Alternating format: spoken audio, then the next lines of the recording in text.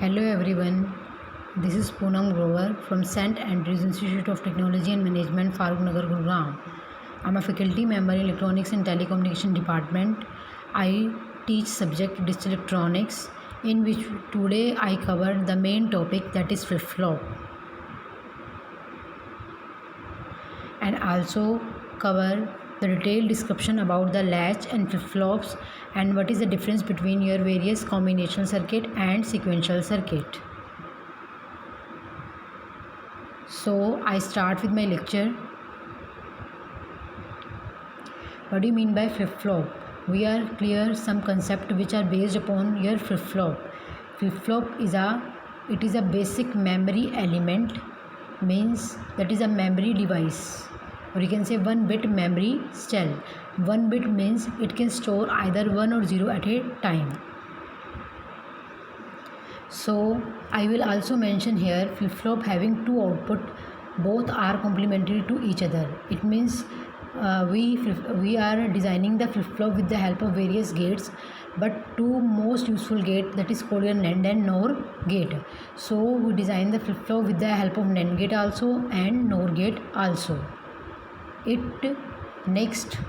It have two stable state and its name is bistable multi vibrator.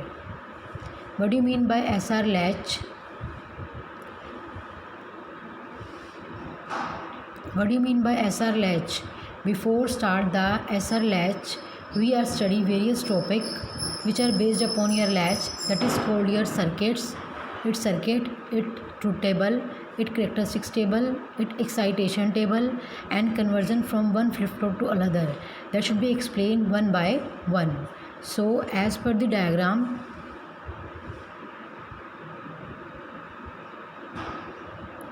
we can say that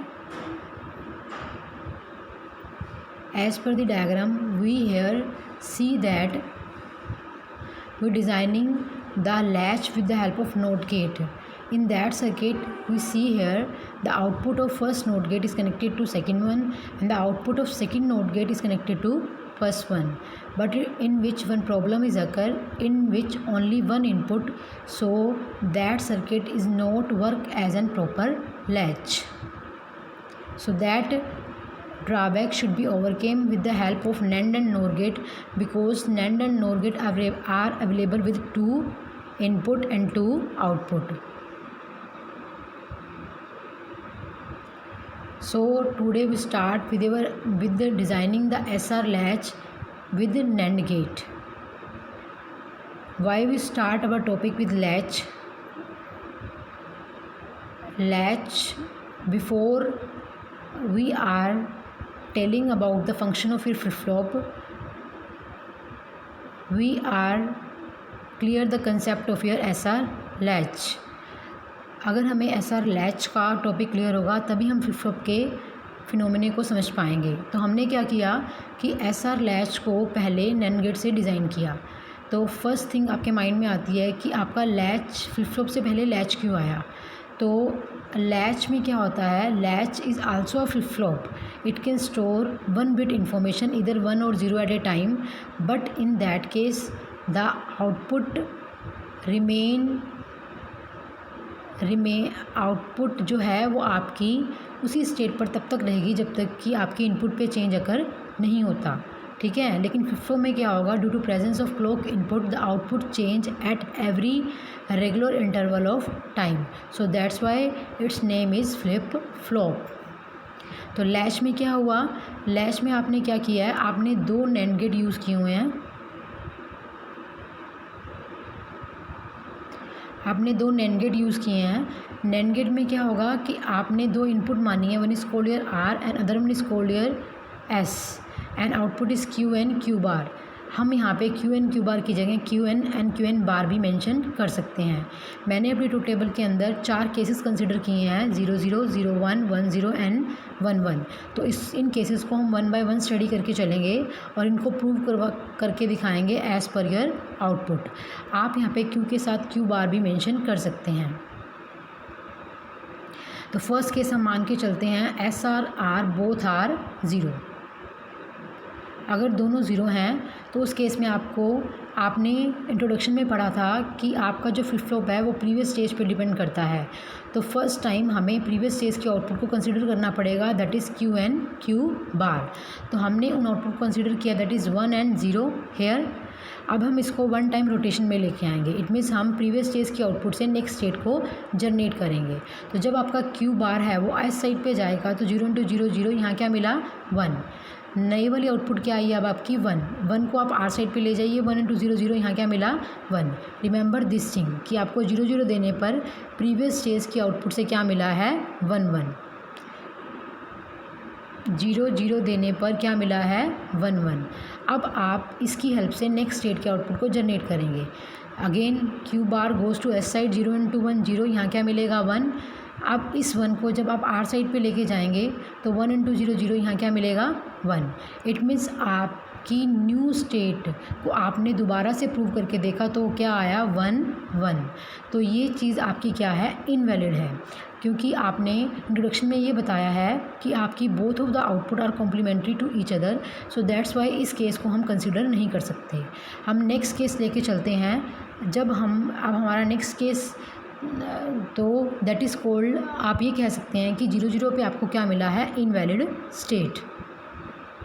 अब हम next case consideration के according लेके चलते हैं, that is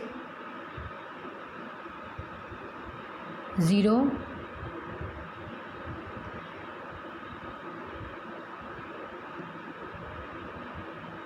0 1। अब 0 1 जब आप इनपुट पे दोगे, दैट इज़ 0 दैट इज़ 1। हम आउटपुट को मान के चलते हैं ये 1 है और ये वाला क्या है आपका 0 है, ठीक है। तो आप जब क्यू बार को 0 को इनपुट साइड पे लेके जाएंगे, 0 × 0 0, यहाँ क्या मिलेगा आपको 1।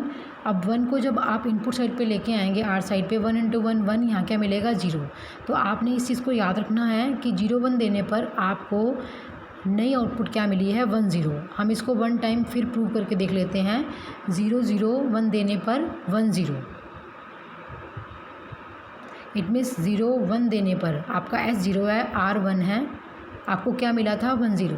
हम इसको 1 टाइम रोटेशन में लेके आएंगे प्रूव करने के लिए।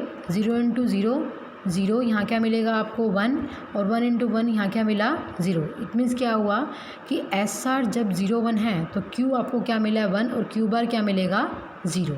तो मैंने क्यू मेंशन किया हुआ है, क्यू बार मेंशन नहीं किया हुआ। अगर आप चाहते हैं तो ट्रूथ टेबल में ऐड कर सकते हैं। आई थिंक मेरे ख्याल से आपको केसेस समझ में आ रहे होंगे। नेक्स्ट केस लेके चलते हैं ट्रूथ टेबल के अंदर। अब हमने क्या लिया है नेक्स्ट केस, दैट इज़ 1 0। अब हमारा एस क्या है 1 और ये वाला क्या है 0। वही प्रीवियस स्टेज के आउटपुट को हम मान के चलेंगे, क्यू 1 है और क्यू बार क्या है 0 है। जब आप इसको रोटेट करेंगे 0 × 1 0, यहाँ क्या मिलेगा आपको 1, that is your next state output. अगर 1 को आप आर साइड पे लेके जाएंगे 1 0 0, यहाँ क्या मिलेगा 1। इट मीन्स आपको प्रीवियस स्टेज से आपकी आउटपुट क्या जनरेट हुई है 1 1। तो आप इसको याद रखेंगे। 1 0 पे क्या मिला है आपको 1 1। 1 0 पे मिला है आपको 1 1, ठीक है। तो अगर आपको 1 0 पे 1 1 मिला है तो इस चीज़ को दोबारा प्रूव करके देखेंगे। 1 × आप क्यू बार को एस साइड पे लेके जाएंगे तो 1 × 1 1, यहाँ क्या मिलेगा 0। अब इस 0 को आप आर साइड पे लेके जाएंगे तो 0 × 0 0, यहाँ क्या मिलेगा 1। इट मीन्स 1 0 देने पर आपकी नेक्स्ट स्टेट की आउटपुट क्या आई है 0 1। इट मीन्स क्यू आपका 0 आया है और क्यू बार क्या आया है आपका 1, जो कि आपके ट्रूथ टेबल में लिखा हुआ है, ठीक है। अब हम नेक्स्ट केस मान के चलेंगे 1 1।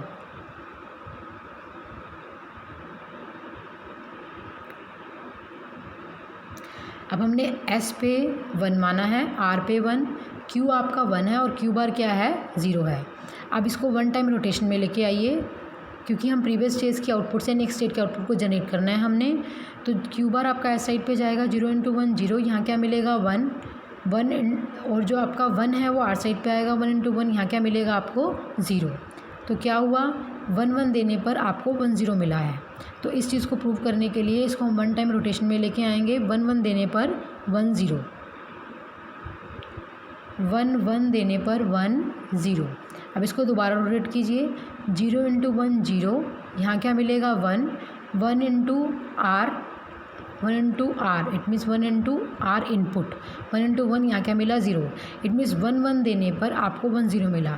और प्रीवियस स्टेज के आउटपुट को भी आपने क्या कंसिडर किया था 1 0, वही सेम की सेम आपके आउटपुट पे जनरेट हुई। तो आपने लिखा हुआ है कि 1 1 पे आपको प्रीवियस स्टेट की आउटपुट मिलेगी with no change. It means in SR latch if both gates are enable the output remain same and previous state, and if both are disabled the output remains same as invalid state। तो जो circuit आपने NAND gate से design किया है वही आप same circuit NOR gate से design कर सकते हैं, जो कि मैंने नीचे फिगर के अंदर आपको शो किया हुआ है। तो जो अगर आपने सेम इन दोनों टेबल के अंदर क्या डिफरेंस आया है ध्यान से नोटिस कीजिए। आपकी कुछ वैल्यूज़ रिवर्स हुई हैं। आपका NAND गेट के अंदर 0 0 के ऊपर इनवैलिड आया था, इसमें 0 0 के ऊपर प्रीवियस स्टेट आई है। आपका NAND गेट के अंदर 1 1 पे नो चेंज आया है, यहाँ पे 1 1 पे इनवैलिड आया है। क्लियर। और यहाँ पे आपका जब सेट 0 है तो आउटपुट 1 है, सेट 1 है तो आउटपुट 0 है। लेकिन NOR गेट में उसका रिवर्स आया है, जब सेट 0 है तो आउटपुट 0 है, और अगर सेट 1 है तो आउटपुट 1 है। तो ये चेंजेस आपके दोनों लैचेस के अंदर अकर हुए हैं। ठीक है, तो आप इन दोनों गेट्स को ऐसे लैच की तरह यूज़ कर सकते हैं। SR latch is used, that is application to eliminate the switch bouncing. ठीक है, और bouncing means vibration of switches when on और off. Clear. It means latch is work like a switch also। अब हम next topic लेके चलते हैं, that is our main topic, that is code your SR flip flop. अब उस और इस सर्किट में क्या डिफरेंस है। द फर्स्ट जो लास्ट वाला सर्किट है वो आपका सेम लैच की तरह है, और इनपुट साइड पे हमने एक सर्किट को ऐड किया है जिसने हमारा फ्लिप फ्लॉप के काम और फ्लिप फ्लॉप के पर्पज़ को सोल्व किया है। क्योंकि आप ये बोल रहे थे कि लैच के अंदर आउटपुट जो है वो उसी स्टेट में रहती है जब तक आपकी इनपुट पे चेंज नहीं अकर हो जाता, लेकिन इनपुट पे चेंज अकर करवाने के लिए आपको कोई इनपुट ऐड करनी पड़ेगी। तो आपने उस इनपुट को एज ए क्लॉक की तरह ऐड किया है। इट मीन्स क्लॉक क्या होता है। क्लॉक आपका एक regular interval of time pulses होती हैं जो अपने आप इंटरवल टाइम पल्सेस के अकॉर्डिंग चेंज होती रहती हैं। ठीक है, तो जब आप इस क्लॉक को विद रेफरेंस टू इनपुट के साथ काम करवाएंगे, अगर क्लॉक चेंज होती है तो इनपुट चेंज होगी, अगर इनपुट चेंज होगी तो आपकी आउटपुट पे चेंज डेफिनेटली अकर होगा। इट मीन्स जो लैच के अंदर प्रॉब्लम आ रही थी वो इसके अंदर हमारी क्या हो गई है, सोल्व हो गई है। So that is a main difference between your latch and flip flop. Latch के अंदर आउटपुट उसी स्टेट पे रहती है जब तक इनपुट के अंदर चेंज ना हो। तो उस चेंज को अकर करवाने के लिए आपने लैच को फ्लिप फ्लॉप में चेंज किया, और फ्लिप फ्लॉप के अंदर एक क्लॉक ऐड की। उस क्लॉक के ऐड होने की वजह से आपकी आउटपुट साइमल्टेनियसली एक रेगुलर इंटरवल ऑफ टाइम के बाद क्या हो रही है, चेंज हो रही है। ठीक है, अब हम उसी केसेस को दोबारा फिर कंसिडरेशन में लेके आएंगे इन डिटेल डिस्क्रिप्शन। क्या होगा, अब फर्स्ट केस के अंदर उसने क्या किया, जब आपकी क्लॉक 0 है और SR पे कोई भी इनपुट अप्लाई नहीं की, तो जो चीज़ आप मान के चल रहे हो Q एंड Q बार वो उसी स्टेट पे रहेगी, चेंज नहीं होगी। नेक्स्ट टाइम क्या रखा है, क्लॉक 1। अब आपका क्वेश्चन ये उठता है कि क्लॉक 1 होना कंपल्सरी है। नहीं, that depends upon either you consider positive edge trigger और either you consider negative edge trigger. If you consider positive edge trigger the output change whenever the clock changes from year 0 to 1। Clear. और negative edge trigger में क्या होगा, आपकी clock as a 0 की तरह काम करेगी। ठीक है, तो उस केस में क्या होगा, the output change whenever the clock changes from year 1 to 0। That is the main difference between year positive edge trigger and negative edge trigger clock. तो हम नेक्स्ट केस मान के चलते हैं कि क्लॉक हमारी 1 है, S पे हमारा 0 है और R पे भी 0 है। तो जब आपने इस इनपुट्स को काम करवाया तो 0 इंटू 0 यहाँ क्या मिला, 1, और 0 इंटू 0 यहाँ क्या मिलेगा आपको, 1। इस केस में भी हम प्रीवियस स्टेज के आउटपुट को मान के चलेंगे 1 एंड 0, और इसी को दोबारा 1 टाइम रोटेशन के बाद प्रीवियस स्टेज से एक आउटपुट जनरेट करेंगे और नेक्स्ट स्टेज से नेक्स्ट वाली को जनरेट करेंगे। तो क्या होगा कि जब आपका Q बार इनपुट साइड पे जाएगा, इनपुट पे 1 प्रेजेंट है, 1 इंटू 0 0, यहाँ क्या मिलेगा, 1। अब इस 1 को आप R साइड पे लेके आइए, 1 इंटू 1 1, यहाँ क्या मिला, 0। बस अब रिमेंबर ये थिंग याद रखना है इस सर्किट के अकॉर्डिंग कि आपका इनपुट पे 1 1 होने से आपको क्या मिला है, 1 0। इनपुट पे 1 1 होने से 1 0। तो अब इस आउटपुट को आप दोबारा रोटेट करवाएंगे फॉर नेक्स्ट स्टेट आउटपुट के लिए।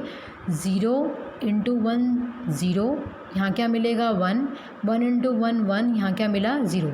इट मीन्स प्रीवियस भी वही थी और अब वाली न्यू वाली भी यही आई है। तो इट मीन्स क्या हुआ, Qn+1 जो है वो आपका 1 आया है और Qn+1 बार क्या आया है, 0 आया है। और आपने प्रीवियस स्टेट के आउटपुट को यही कंसिडर किया था 1 एंड 0, जो कि कोई चेंज अकर नहीं हुआ। That is called your Qn। Qn stand for your previous stage output. ठीक है, अब हम नेक्स्ट केस पे चलते हैं। अब नेक्स्ट केस हमारा क्या कह रहा है कि क्लॉक आपकी 1 है, S 0 है, क्लॉक 1 है, S 0 है, R 1 है। अब यहाँ पे हम 1 और 0 मान के चलते हैं। अगेन 0 इंटू 1 0, यहाँ क्या मिलेगा 1, 1 इंटू 1 1, यहाँ क्या मिला 0। तो हमारी ये अब केस बन गया है। अब इसमें क्या करेंगे, क्यू बार को आप एस साइड पे लेके जाएंगे। 1 इंटू 0 0, यहाँ क्या मिलेगा 1, 1 इंटू 0 0, यहाँ क्या मिला 1। इट मीन्स 1 0 देने पर प्रीवियस स्टेज की आउटपुट से क्या मिला है 1 1। रिमेंबर दिस थिंग, 1 0 देने पर 1 1, 1 1 1 0 देने पर 1 1। अब इसको दोबारा रोटेट करवाइए। 1 इंटू 1 1, यहाँ क्या मिला 0, 0 इंटू 0 0, यहाँ क्या मिला 1। इट मीन्स जब आपने इनपुट पे उस टाइम पे क्या दिया है 0 1।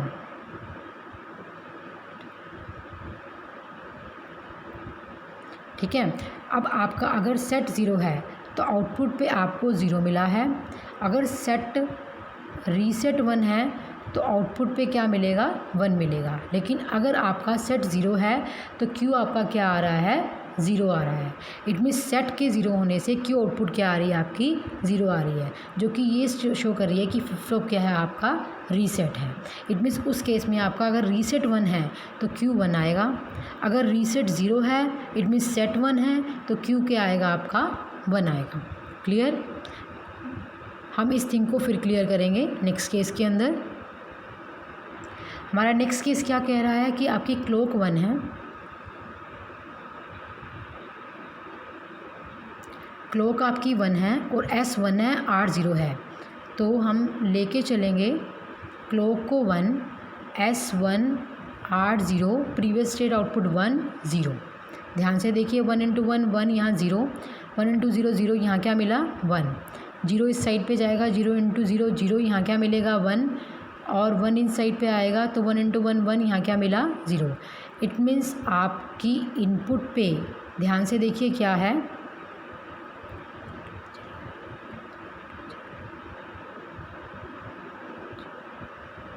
0 1 और आउटपुट पे क्या मिला है 1 0।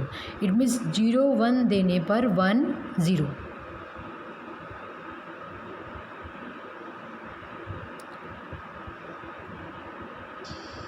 हम इसको दोबारा फिर रोटेशन में लेके आएंगे।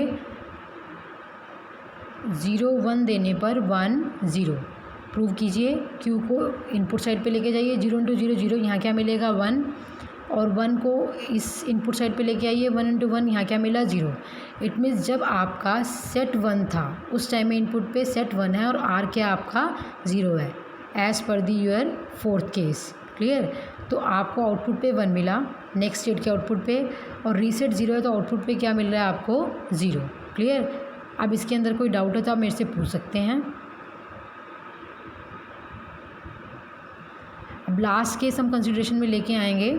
आपका S1 है, S1 है, R1 है, क्लॉक 1 है। आउटपुट वही प्रीवियस स्टेट की मान के चलेंगे 1 एंड 0। तो 1 इंटू 1 1, यहाँ क्या मिलेगा 0, 1 इंटू 1 1, यहाँ क्या मिला 0। अब इसको इनपुट साइड पे लेके जाइए। 0 इंटू 0 0, यहाँ क्या मिला 1। इसको इनपुट साइड पे लेके आइए। 1 इंटू 0 0, यहाँ क्या मिला 1। इट मीन्स 0 0 देने पर 1 1। इस चीज़ को हम फिर से रिमेंबर करेंगे। इट मीन्स 0 0 देने पर 1 1। अब नेक्स्ट स्टेट के आउटपुट को जनरेट करने के लिए 1 टाइम रोटेशन लेके आएंगे और 1 इंटू 0 0, यहाँ क्या मिला 1, 1 इंटू 0 0, यहाँ क्या मिला 1। इट मीन्स दोनों स्टेट 1 1 पे हैं। अगर दोनों स्टेट 1 1 पे होती हैं या दोनों स्टेट 0 0 पे होती हैं, जो हमने प्रीवियस केस लैच के अंदर डिस्कस किया था कि that is called your invalid और you can say unused state, क्योंकि आपने ये बोला है कि फ्लिप फ्लॉप के अंदर 2 स्टेट होती हैं जो कि आपस में कॉम्प्लीमेंट्री होती हैं, कभी भी सेम नहीं होती। तो इसका मतलब क्या हुआ, that state is called your invalid state.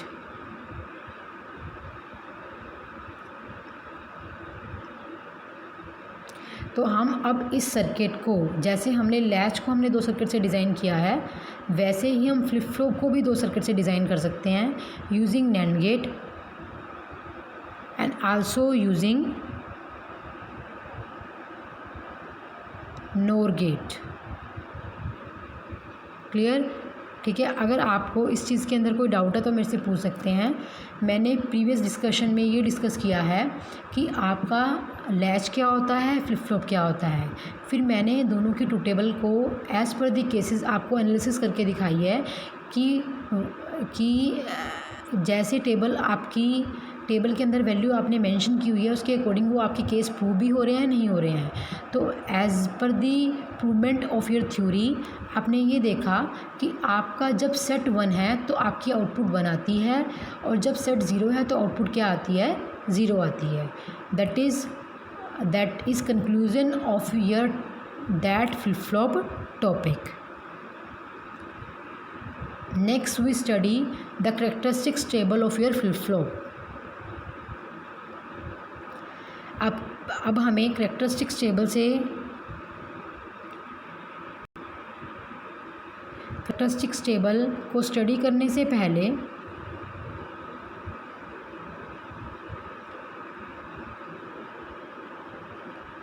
Characteristics table को हम स्टडी करेंगे तो उसके लिए उसने क्या किया है, उसने कुछ टेबल को इस तरह से मेंशन किया हुआ है। तो आप ध्यान से देखिए, इस टेबल को हम इस टेबल से कंपेयर करेंगे।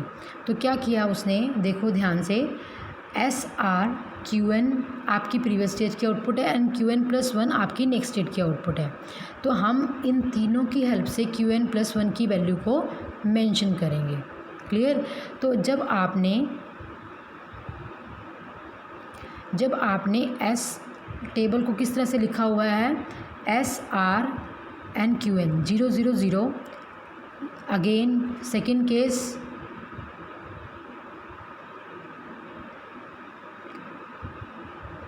0 0 1, third case 0 1 0, fourth case 0 1 1, fifth case 1 0 0 and sixth case 1 0 1, seventh 1 1 0 and last 1 1 1।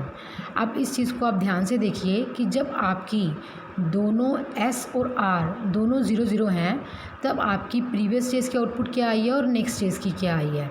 तो प्रीवियस स्टेज की आउटपुट क्या आई है 0 0 पे, आपकी क्या आई है, QN भी 0 है, QN+1 भी क्या आपका 0 आया है। क्लियर? ठीक है। अब नेक्स्ट केस में आपका जब आपने, इट मीन्स क्या हुआ, अगर आपका S और R दोनों 0 है तो QN अगर 0 है तो आउटपुट QN+1 भी 0 आई है, क्योंकि आपने SR जब दोनों 0 0 हैं तो आपकी टेबल क्या बोल रही है कि आपने प्रीवियस स्टेज पे रहना है।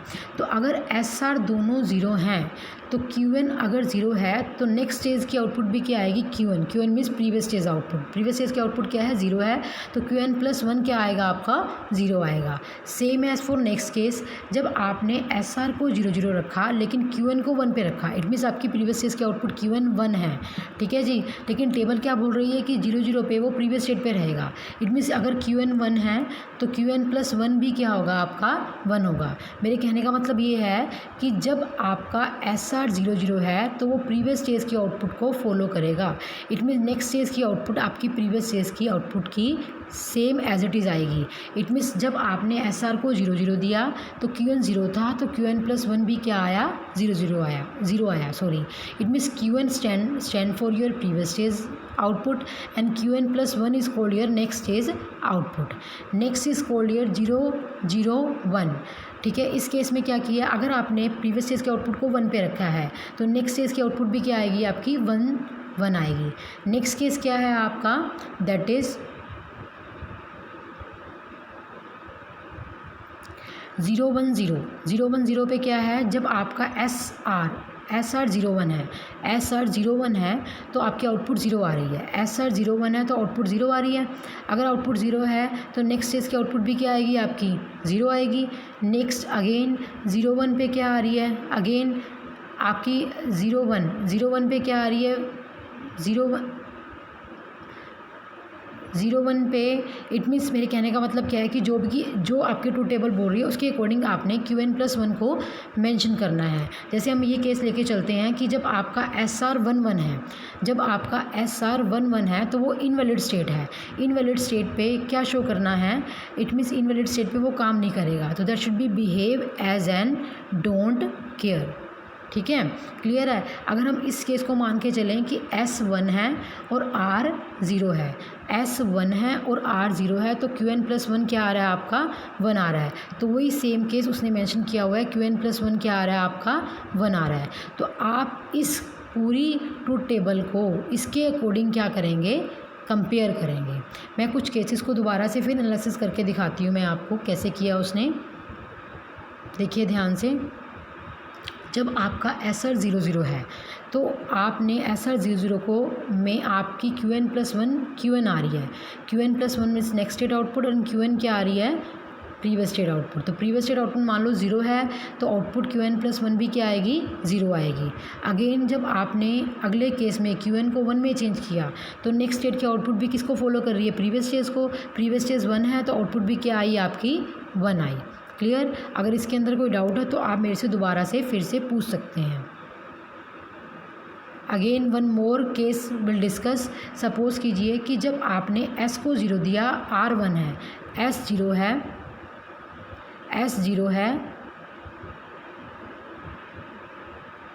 S 0 है और R 1 है, उस केस में आपकी Qn+1 क्या आ रही है 0 आ रही है। तो वही सेम केस उसने कंसिडरेशन में लिया है, S 0 है और R 1 है, S 0 है और R 1 है तो नेक्स्ट स्टेट की आउटपुट क्या आ रही है आपकी 0 आ रही है। ठीक है, उस केस में Qn कुछ भी हो, चाहे 0 हो चाहे 1 हो। नेक्स्ट केस में देख लिए आपका S 0 है, R 1 है, लेकिन आउटपुट क्या आएगी 0 आएगी, तो इसमें भी क्या आई है आपकी 0 आई है। नेक्स्ट केस में आपका S 1 है और R 0 है, S 1 है R 0 तो आउटपुट क्या आएगी 1 आएगी। तो S 1 है और R 0, S 1 है दोनों केसेस के अंदर तो आउटपुट क्या आई है 1 आई है। उस केस में उसको ये नहीं चलता कि प्रीवियस स्टेज की आउटपुट क्या है, उसने as per the truth table के अकॉर्डिंग कैरेक्टरिस्टिक्स टेबल को क्या करना है, ड्रॉ करना है। अब अगले केस में दोनों 1 1 है, S भी 1 है R 1 है, जो कि इनवैलिड है। इनवैलिड को उसने क्रॉस साइन से शो किया है, उसको ये नहीं मतलब कि Qn क्या है, बस उसने इस चीज़ को देखना है कि S 1 है R 1 है, अगेन S 1 है R 1 है, देन आपने इनवैलिड स्टेट शो किया, तो यहाँ पे भी आपने क्या किया हुआ है, इनवैलिड स्टेट शो किया है। आपने फ्लिप फ्लॉप को स्टडी करने से पहले के मैप पढ़ा होगा ज़रूर, उस के मैप के अकॉर्डिंग हम इन 3 वैल्यू को के मैप के अंदर आएंगे। टोटल हमारे पास कितनी वैल्यू है, 8 वैल्यूज़ हैं, तो 8 वैल्यूज़ के अकॉर्डिंग हम 3 वेरिएबल्स का के मैप यूज़ करेंगे। तो 3 वेरिएबल्स के मैप के अकॉर्डिंग हम उन वैल्यूज़ को अगेन से, sorry for the interruption,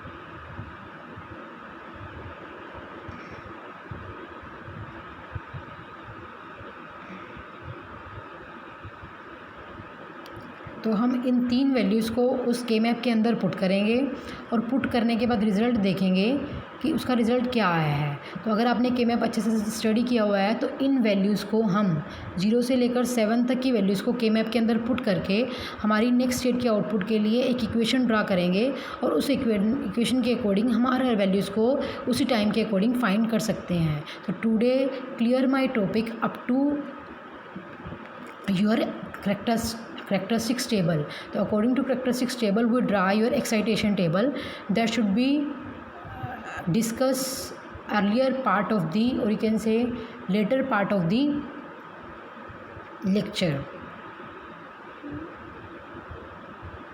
So please हमने आज कुछ कंसेप्ट स्टडी किए हैं कि आपने फर्स्ट केस में ये बताया कि कॉम्बिनेशन क्या होते हैं, सीक्वेंशियल्स क्या होते हैं। नेक्स्ट केस में आपने लैच और फ्लिप फ्लॉप के बारे में स्टडी किया और लास्ट में हमने कैरेक्टरिस्टिक्स टेबल स्टडी की है। तो उस कैरेक्टरिस्टिक्स टेबल के अकॉर्डिंग आप किसी भी अगर आपको कैरेक्टरिस्टिक्स टेबल और एक्साइटेशन टेबल समझ में आ जाती है नेक्स्ट लेक्चर के अकॉर्डिंग, तो आप कोई भी फ्लिप फ्लॉप को फर्स्ट से सेकंड में कन्वर्ट कर सकते हैं। और as per the university exam point of view आप कुछ क्वेश्चन भी इस तरह से बनते हैं कि what do you mean by combinational circuit and what do you mean by sequential circuit. या फिर आप ये भी कह सकते हैं, क्वेश्चन इस तरह से भी आ सकता है कि what do you mean by latch, what do you mean by flip flops. Clear. और ये आप कुछ क्वेश्चन इस तरह से भी बन के आ सकते हैं कि आपने फ्लिप फ्लॉप डिज़ाइन करना है using NAND gate and nor gates. ठीक है, तो मैं अपना लेक्चर यहीं पे एंड करती हूँ। Thank you very much.